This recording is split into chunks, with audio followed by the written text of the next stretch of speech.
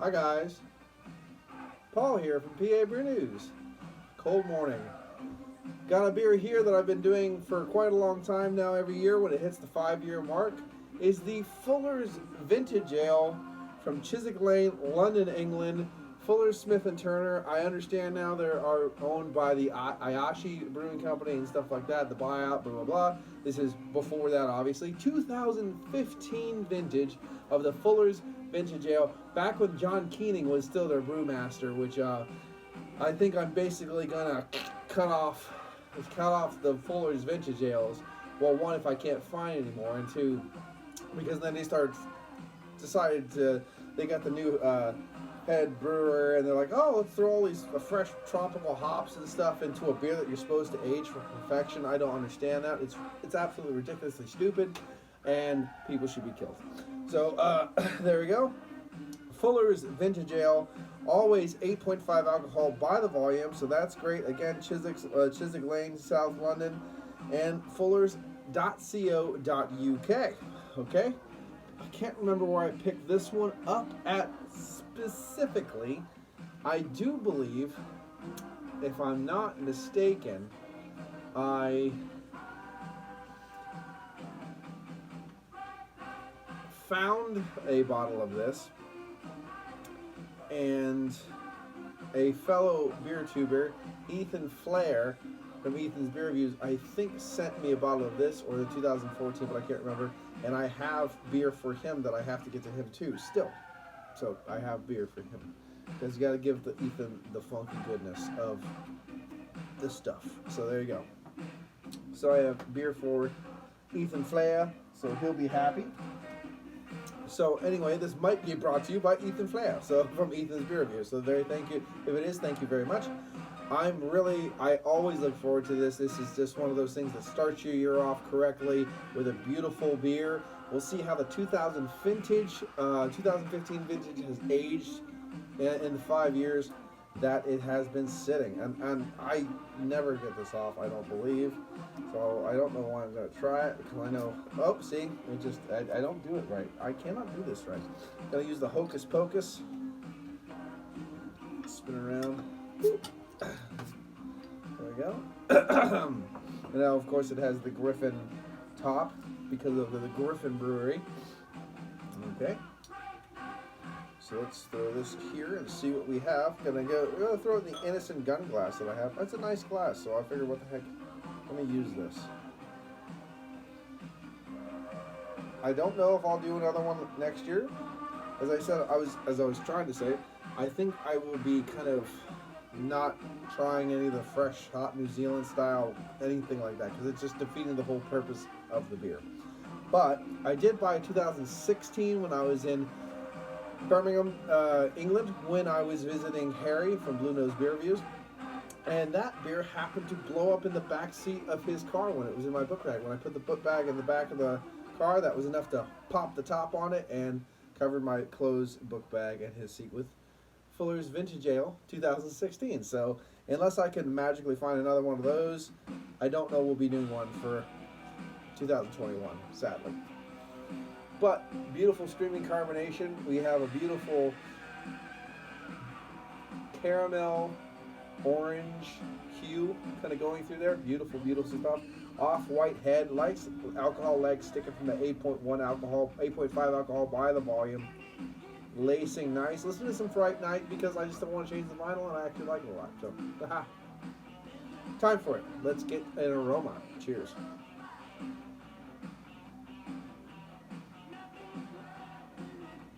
That's very spicy. Spicy burnt caramels, figs, raisin, brown sugar. I almost got a whiff, a very subtle, soft whiff of nutmeg as well in there, and all that nice earthy spiciness. Kind of wildflower honey quality in there too. A little bit of brown bread, coppercorn, beautiful stuff. I love this beer. Not pulling a lot of orange marmalade as I have on other ones. 2009 was the pinnacle of orange marmalade for me. but definitely like almost different nuances of honey. Different kind of honeys are in there coming through there. You have the brown sugar. How about brown sugar glazed over raisins and figs? Yeah, beautiful toffee, burnt caramels, brown bread. It smells so great. So let's get into it, shall we? Cheers to 2020. Cheers to everybody subscribed that watches the videos. I love your support. Keep it up. One day I'd like to hit 1,000, but we'll see what happens. Cheers.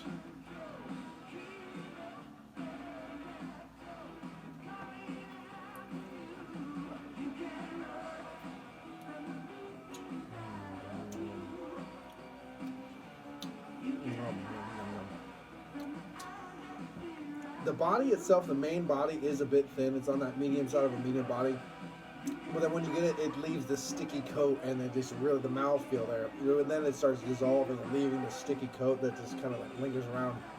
So you can really enjoy those beautiful, like I said, those kind of brown sugars, a little bit of that burnt caramels, those toffee, those molasses tonalities kind of wafting around with the figs and the raisins and the dates and stuff. So very cool.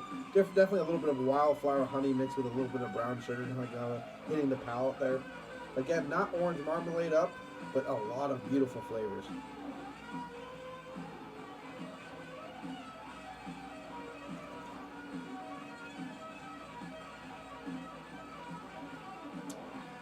There is a little bit of if you peel a little bit of a orange and then you put it in almost like a boiling water or whatever, and you get a little bit of waft of that kind of skin kind of boiling off, that little bit of aroma. It's in the palate around there. Very nice. It's not pithy, it's not vibrant, it's nothing like that, but there's just a little bit of something wafting around in amongst all those sweet, decadent tones. A little bit of a orange still coming out, but not super vibrant, not juicy or anything like that.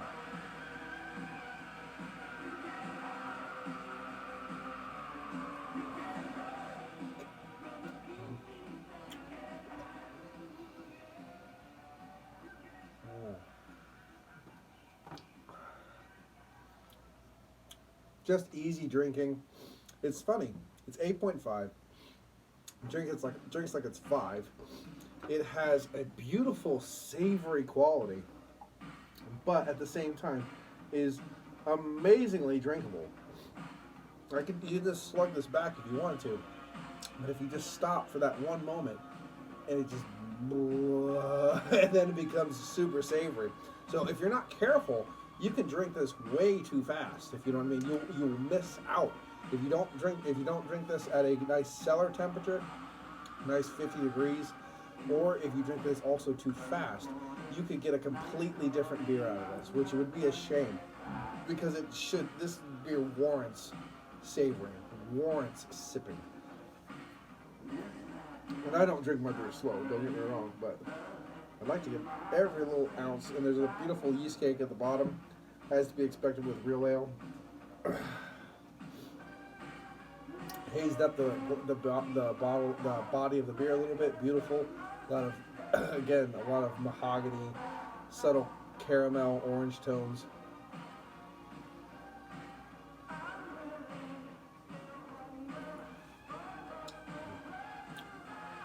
Even the slightest hint of a cloviness or a nutmeg in that little bit of a spiciness that it does have, but there's no spices added to this beer, just a little bit of a nuance to that. In amidst that earthy bitters, copper coin, brown bread kind of tonality. Beautiful stuff. Great for this time of year, especially around the Christmas, New Year season. This is a beautiful beer to be enjoying after a beautiful dinner with family. It's just a beer that I just really, really have always just cherished. I was so excited when I first found my first pack of these over at State College.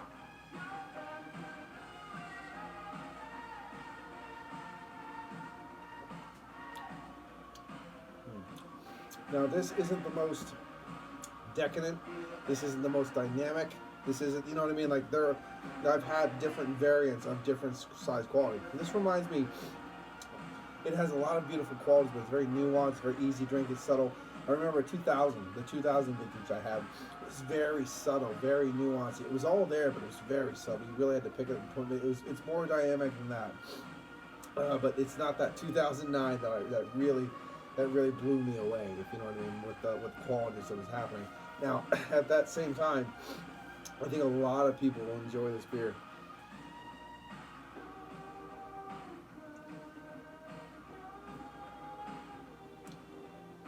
It could be thicker, stickier. It could be more dynamic, more dark fruits, more things like that, more orange marmalade, for example. Now let's see if it says anything here. It usually has the same shtick. Back tradition in the theme of the 2015 Vintage Ale, our 19th edition of the series, with 2015 being the 50th anniversary of the famous British malt variant, Maris Otter, which was one of my favorite malts. We've brewed this beer with traditional British ingredients to celebrate British brewing industry. Our floor malted Maris Otters combined with Target, Northdown, Challenger, and Golding hops, which is the only hops you should be using for this, not tropical, stupid New Zealand hops. I don't understand that.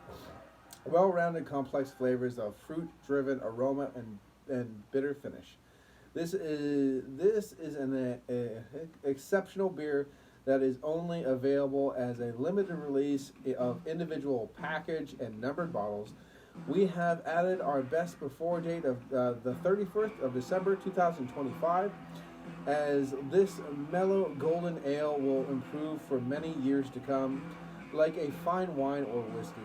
Being bottle conditioned, the beer forms a natural sediment, so pour carefully, sit back, and enjoy life. The very finest of full ales. John King, Brewmaster. So nice. I just think it's amazing. I love it. Absolutely love it. The tradition, the legacy, what Fuller's Brewing really, it was the biggest company you could get, but still traditional and proper, and you know, it was owned, you know, now not, but before it was owned, you know, it wasn't a macro beer, but it had that kind of wide distribution and tradition where people could really get a chance to taste beers that were brewed the correct way from decades and generations and hundreds of years. You know, they still have the original brewing books and stuff at the brewery. That would just be so cool to look at. There's so much romanticism, as Peter likes to romance. I say romancing the Stein when Peter keeps on saying about Germany. I get one of these and I just romanticize about old traditional English brewing, and you know how beer has created the culture that we know today. I mean, culture in general, communities started with brewing beer, and the whole deal is just, it gets better and better and better and better and better and better and better. And I love doing that kind of like geeky-isms and stuff. It's fun.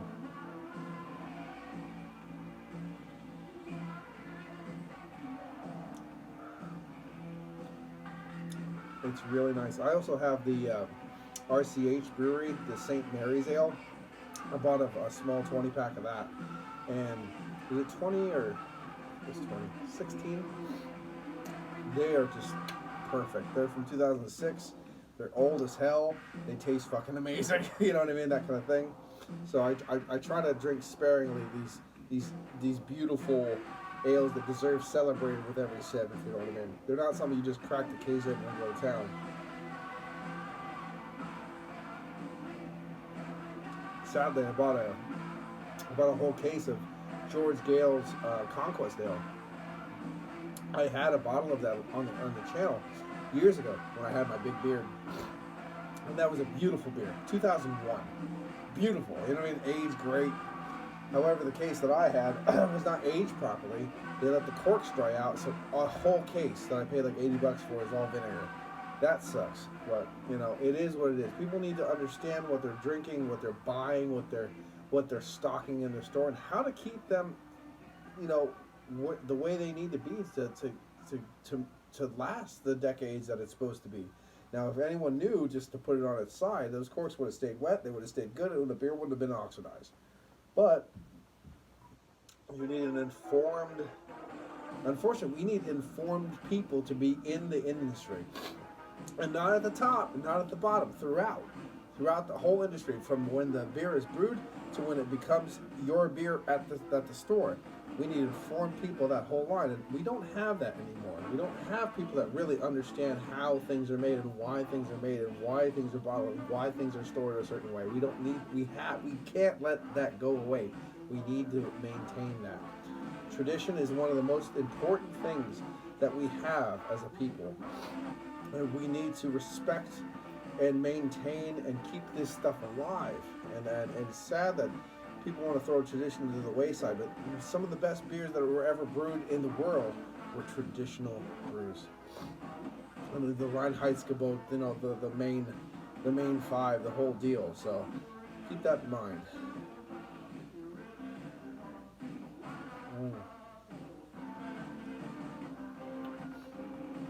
This is a great beer. It is not a phenomenal beer. All right. There is a little bit of flaws with this beer. It's a little bit thin. Now that I'm getting to the base bottom of it, the stickiness is kind of subsiding. It's becoming easy to drink, really crushable, really disgustingly tasty. But I want it sticky. I want it thicker. I want it something that you can really quell yourself by a nice fireplace while reading some Lovecraft on a dark, stormy night, that kind of thing, that kind of savory goodness. And my vinyl's done too, so it's time for me to throw a rating on the beer from 2015 from the Fuller's Smith & Turner Griffin Brewery from Chiswick, South London. This has been Paul from PABrewNews. I'm going to throw this one to a 8.5. I know, sounds a little low. I'm going to match the ABV on this one. 8.5 out of 10. I feel that they just, these newer vintages, I know 2015 is not new, but the newer the vintage goes, it's not matching that kind of 2009, 2011, the 2000. They're not, there's a subtle intensity and kind of sexiness, and there's something lacking there. Mouthfeel, for example. But I'm going to give it, I want to give it a fair rating as humanly possible. And I might even actually be cutting it a little bit, I might be going a little bit too hard on it, to be honest. I should give it a 9. But I'm going to give it an 8.5. Because I want people to get these as soon as they see them on their shelves. And I want people to try them. But at the same time, I want people to understand they need to age them. And I want people to not think they're all 10 out of 10 amazing, oh my gods. Because if they're not, they're going to hate the beer. You know what I mean? If you put beer up here and it comes here, you might as well throw it down there. They're going to hate it. But if you say, it's amazing, I love this beer, it's so good, and all this stuff, but I have to give it the 8.5, then they're going to expect the beer here. You know what I mean? I don't want people to buy this beer, even if it's 2015, and think it's going to be up here. You know what I mean? They're going to have a great experience drinking and stuff, but I want to make sure that they stay on the level, they enjoy the beer that they're getting. I hate throwing 10 out of 10s just because I am romanticized or love a beer or this and this. I'm not giving Peter shit, but I'm saying I don't want to throw everything I have wrapped up. Like, I aged this beer, so I don't want to have all that wrapped up into this beer into my rating. Because if someone drinks this, they go, yeah, it's like a 7. I don't understand what you're talking about. You know what I mean? And they expect it at a 10. They're going to be pissed.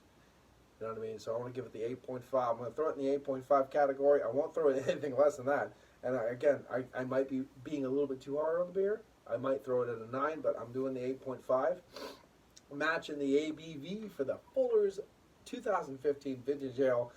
I'm loving the beer. I had a great time drinking it. I've had a great time reviewing it with you right here on 1/1/20. So I'll post this review later tonight when I get to work. Because yes, I had to work last night, and I will have to work tonight, and I'll just never stop working ever until I die.